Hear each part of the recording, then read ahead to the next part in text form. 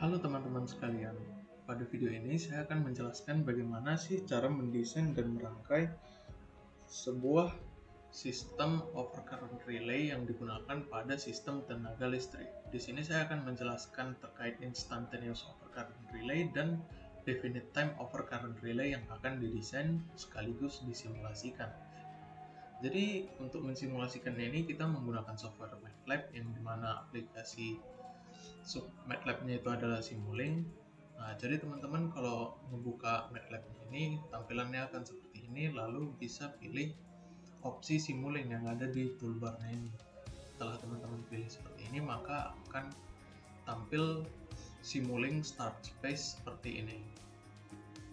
Nah, di sini teman-teman bisa pilih file yang sudah ada, ataupun jika belum ada project teman-teman sekalian bisa memilih blank model, ataupun di sini pada MATLAB disediakan contoh-contohnya yang jika ingin teman-teman sekalian gunakan. Di sini ada beberapa example-nya.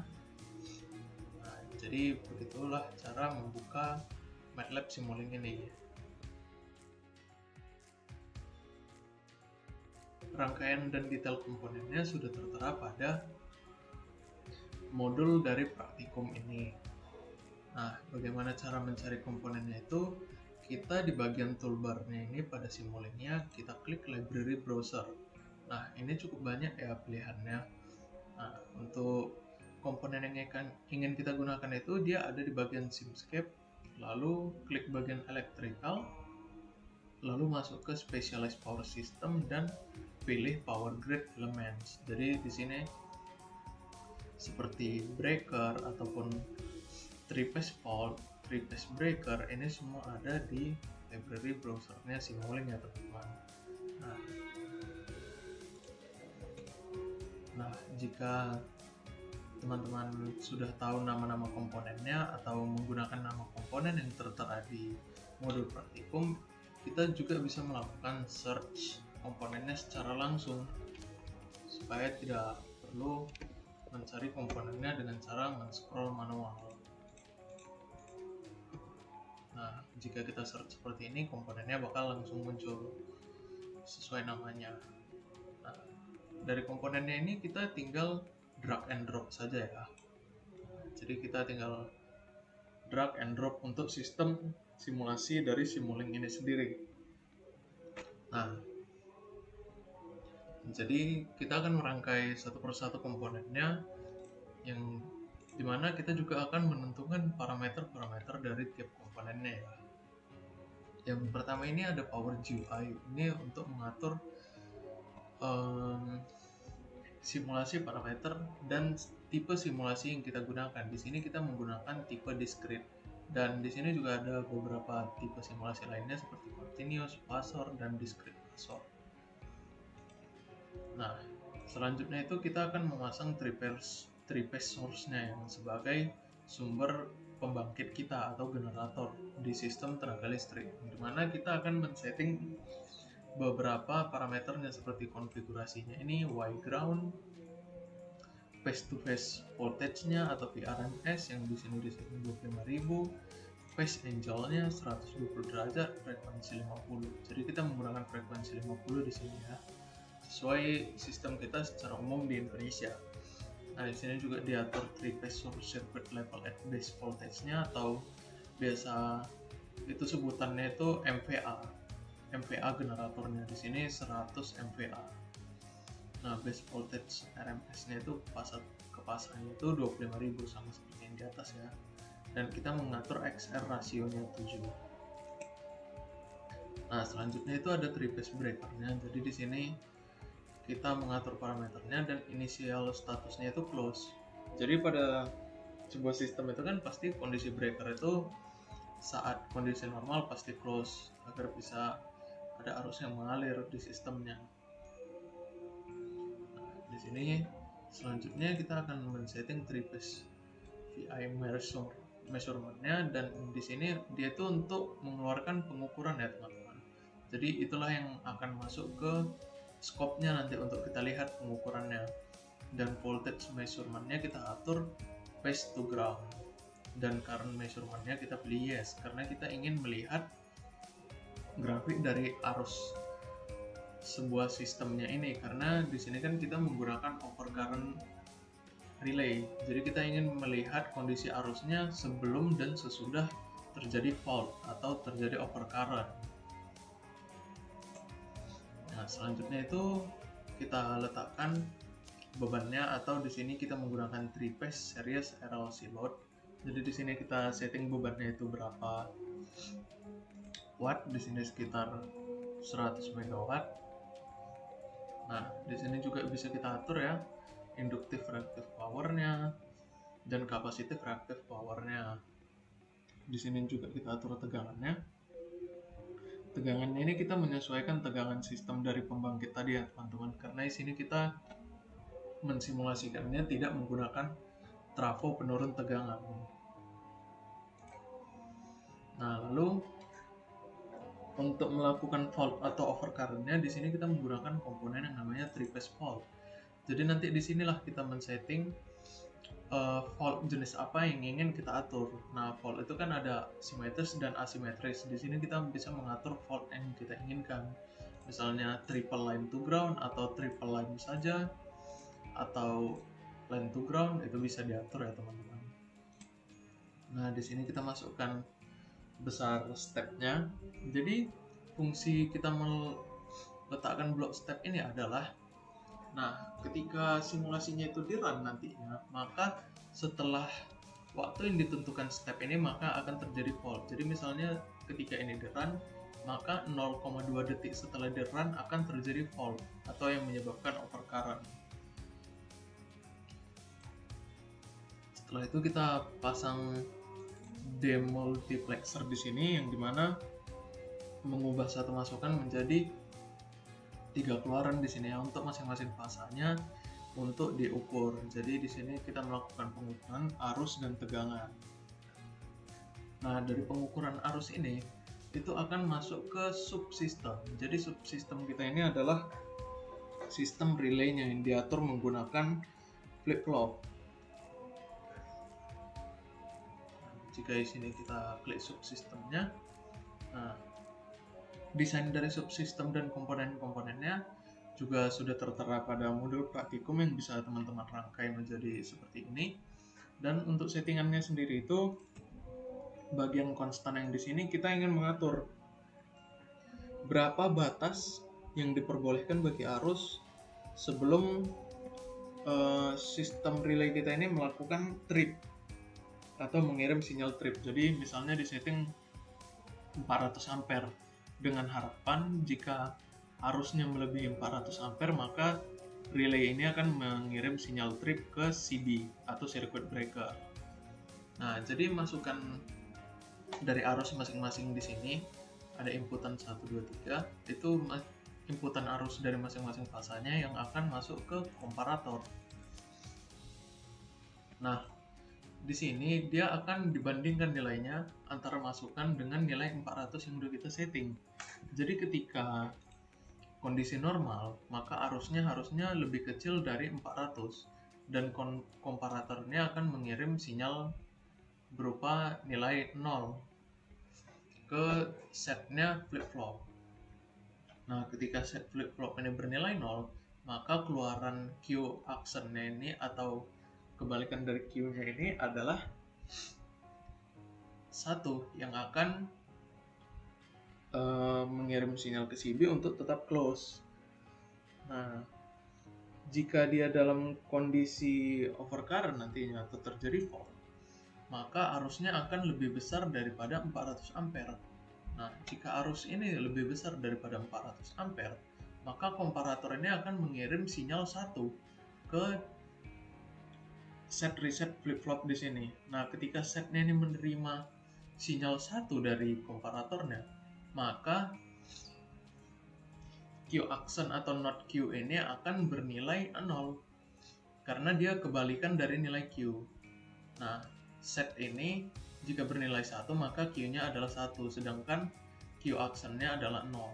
Nah, ketika Q aksen ini 0 dan masuk ke gerbang N, maka sesuai dengan tabel logika gerbang N, jika salah satu masukannya bernilai 0, maka keluarannya adalah pasti 0. Nah, di sini fungsi double ini adalah mengubah tipe datanya menjadi double, dan ini cukup opsional, bisa digunakan dan bisa tidak. Karena di sini basis data kita itu tetap 0 atau 1, jadi jika tidak menggunakan double juga tetap akan jalan simulasinya. Nah, jadi keluaran dari double ini misalnya tadi dalam kondisi fault kan keluarannya 0. Nah, keluaran dari sistem relay ini, jika teman-teman lihat, itu akan masuk ke kontrolnya si circuit breaker. Ketika diberikan logika 0 ke circuit breaker, maka circuit breaker akan terbuka dan mengisolasi sistemnya dari fault. Nah, begitulah cara kerja logika relay dari instantaneous overcurrent relay ini. Jadi dia sifatnya instan, tidak ada delay waktu di situ. Jadi ketika terjadinya fault, langsung dikirim sinyalnya dan langsung trip lah MCB-nya, circuit breaker-nya. Nah, di sini fungsi dari reset flip-flop itu dibuat 0 itu adalah supaya ketika ada masukan ke flip-flopnya, nilainya itu nggak akan ke-reset. Jadi kalau misalnya nilainya itu ke-reset, circuit breaker-nya bakal melakukan mekanisme buka tutup karena nilainya itu tidak pasti, kadang 0 kadang 1 jika di reset terus menerus, sementara komparator selalu mengirim nilai konstan. Jadi misalnya dikirim nilai 0 ke sini dan Q action-nya itu menjadi 1, ketika di reset Q action-nya itu menjadi 0, jadi CB-nya bakal melakukan open dan close berulang kali jika ini tidak dibuat 0, resetnya tidak dibuat 0. Untuk melakukan running simulasinya itu sendiri, di sini teman-teman pada toolbar tinggal tekan tombol run-nya dan menunggu sistem dari MATLAB-nya. Dia akan mulai mengcompile dan melakukan simulasi sesuai nilai waktu yang telah kita tentukan. Di sini stop time-nya saya buat 2 detik. Mari kita tunggu simulasinya berjalan. Nah, ketika simulasinya sudah selesai, bisa kita double klik di scope arusnya ini.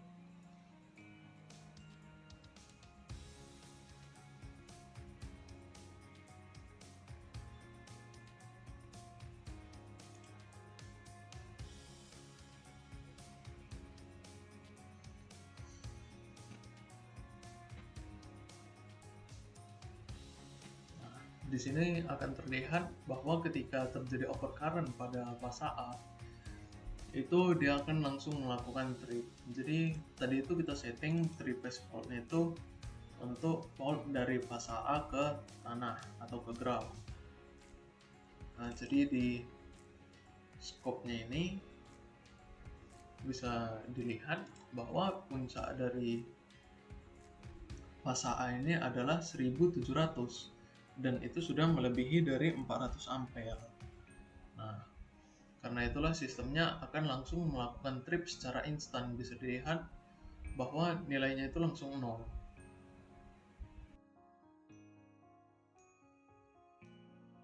Setelah kita mengetahui sistem dari instantaneous overcurrent relay, kita akan membahas bagaimana cara merancang dan mensimulasikan untuk tipe definite time overcurrent relay. Di sini kalau teman-teman lihat, rangkaian dasarnya itu sama seperti instantaneous overcurrent relay, tapi yang berbeda itu akan terlihat pada subsistem relaynya. Nah, di sini ada beberapa tambahan komponen yang kita gunakan untuk melakukan sistem counting untuk delay yang akan dilakukan.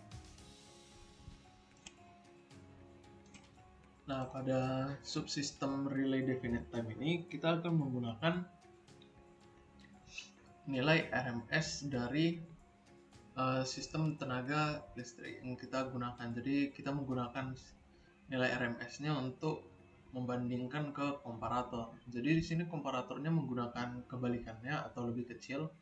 Jadi ketika logiknya itu lebih kecil, pada komparatornya itu untuk mengatur sistem countingnya agar tidak dimulai.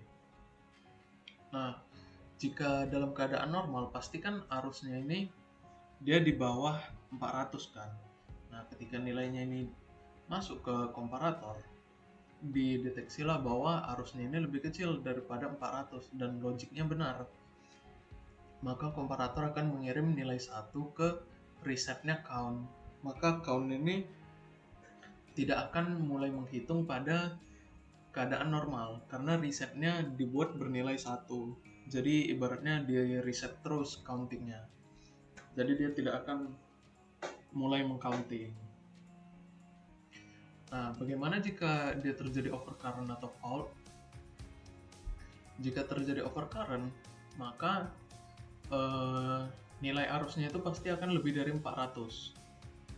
Seperti contoh yang pada instantaneous tadi itu, nilai arusnya bisa mencapai 1700 ataupun bisa sekitar 2500 jika faultnya fasa ke fasa.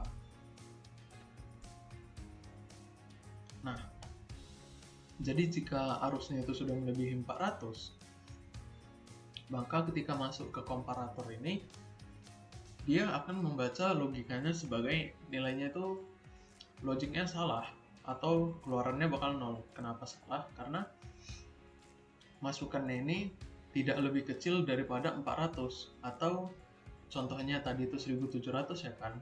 1700 itu tidak lebih kecil daripada 400. Makanya si komparator ini akan mengirimkan logik 0 ke count atau counter. Nah, karena reset si counter ini nilainya sudah 0, maka dia akan mulai mengcounting. Nah, di sini keluaran dari counternya itu yang akan mulai mengcounting sesuai dengan waktunya akan di-compare dengan nilai yang kita tentukan. Di sini delay yang kita mau itu 0,1 detik.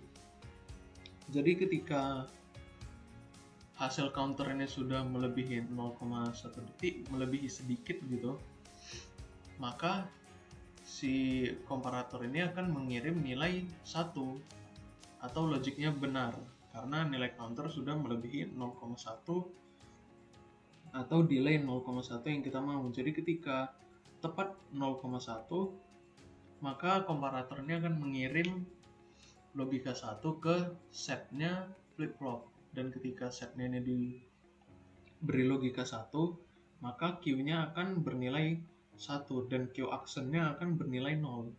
Ketika Q aksennya ini bernilai 0, masuk ke gerbang N sesuai tabel kebenaran dari gerbang N, maka keluaran gerbang N ini akan 0 yang akan mengirimkan sinyal ke circuit breaker untuk membuka sirkuit.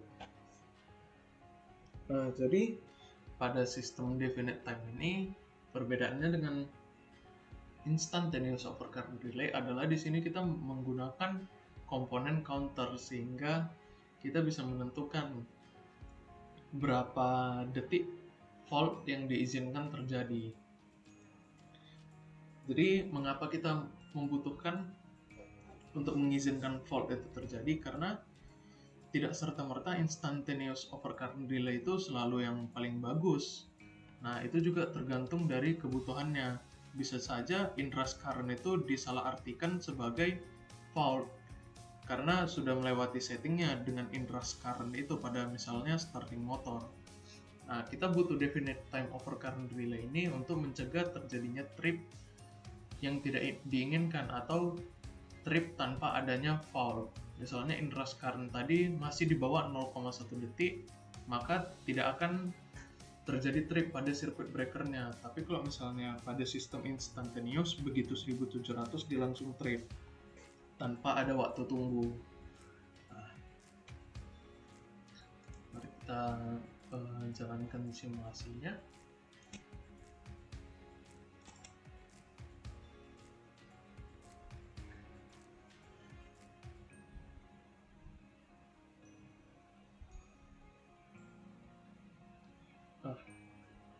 Bisa teman-teman lihat di sini bahwa ketika dilakukan fault antara fase A ke ground, itu simulasinya akan menjadi seperti ini.